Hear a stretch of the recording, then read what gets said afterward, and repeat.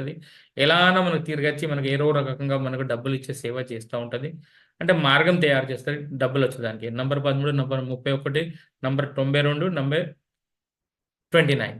అంటే ఈ 4 నంబర్ నేను చెప్పింది ఫస్ట్ టైమే ఆంధ్ర అని తెలపదలుచుకున్న తర్వాత ఆంధ్ర, తెలుగు మన తెలుగు రాష్ట్రంలోకి ఇవి నంబర్‌ని అట్రాక్ట్ చేస్తాయి.